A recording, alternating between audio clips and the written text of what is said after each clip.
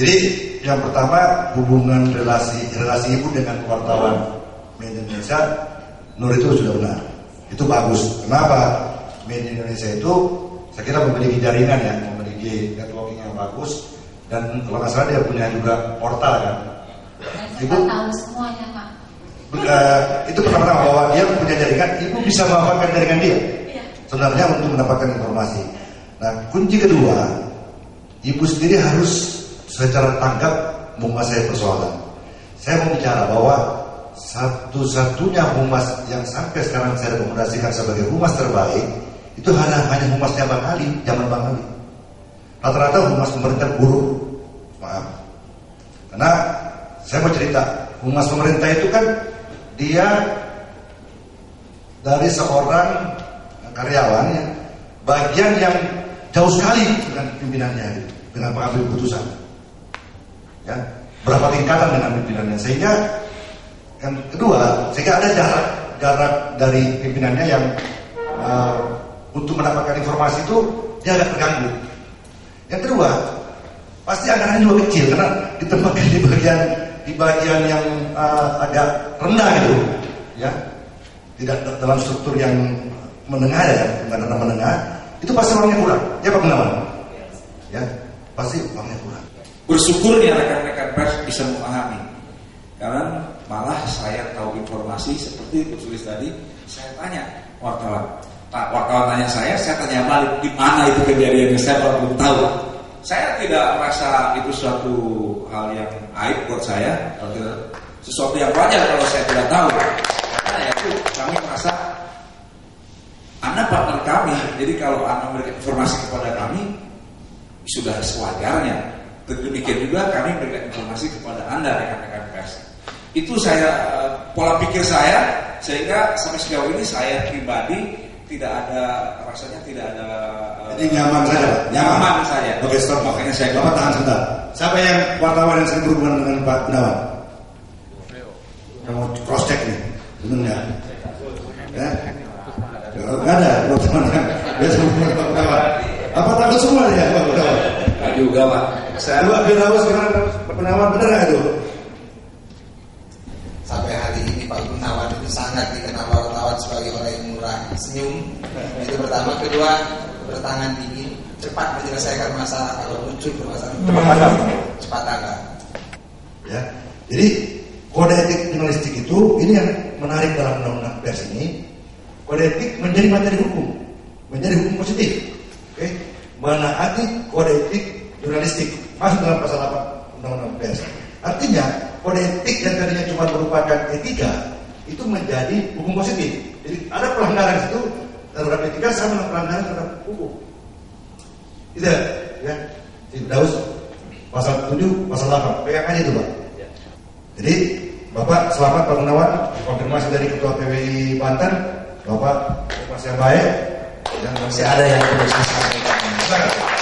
Jadi saya rasanya sangat perlu, dan ini terjadi di seluruh Polda, saya pikir bahkan sampai di Mabes Polri. Keterlambatan kami mendapatkan informasi dari satuan kerja. Pada umumnya kami mengejar informasi tersebut ke, taruhlah mungkin berita kriminal atau berita lalu lintas atau berita apa, ke direktorat atau ke satuan kerja yang bersangkutan. Ini memang harus segera dibenahi atau ada pembenahan ini dalam hubungan cara kerja kehumasan internal kami dengan direktorat yang bersangkutan. Ini terkait dengan hubungan relasi antara polisi dengan wartawan. Bagaimana menjalin hubungan itu? Sebetulnya saat ini itu salah satu jalan menjalin hubungan antara polisi dengan wartawan. Model-model seperti ini, berdialog, berkomunikasi. Kalau komunikasinya bagus, saya kira kasus-kasus di Sumedang itu nggak akan terjadi. Jadi saya harapkan nanti setelah di Banten, coba nanti kita berencana di Jogja. Nanti di Jogja seperti ini. Jadi nanti Bu Andi begitu sampai Jogja lapor ke Kapolda, merencanakan untuk membuat forum-forum seperti ini. cara parameter yang Anda menggunakan untuk melihat apakah wartawan profesional atau tidak dengan ini kode etik. Jadi memang pertemuan seperti ini harus dilanjutkan. Ya Bu ya. Bu Sulis setuju kan? Saya pembacaannya Bu nanti ya. Beres. Juga menurut saya supaya tumbuh budaya saling rasa, saling kasih, saling asuh.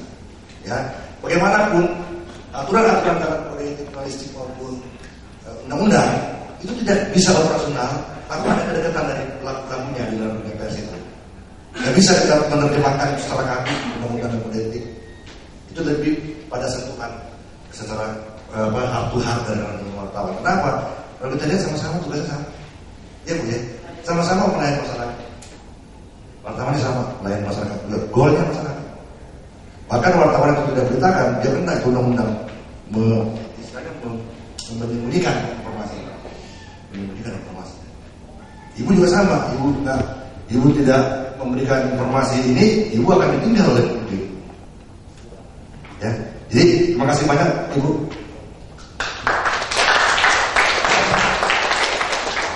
Ada yang lain? Masalah-masalah yang dihadapi di daerah yang membutuhkan pembobotan di lapangan.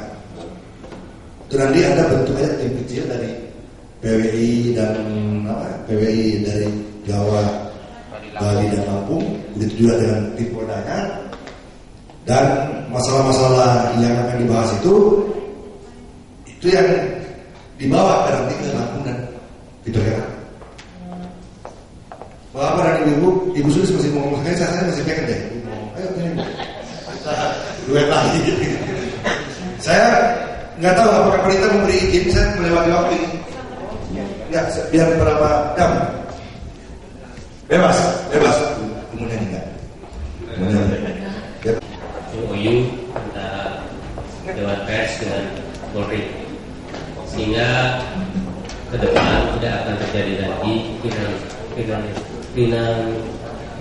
kriminalisasi pers maupun wartawan. Kan itu kan. Nah, kebetulan kami di Bali kan sudah pernah ada investasi MOU Dewan Pers dengan Polri, dan kebetulan dihadiri langsung oleh Pak Bagirmanan dan Bung Wita Armada.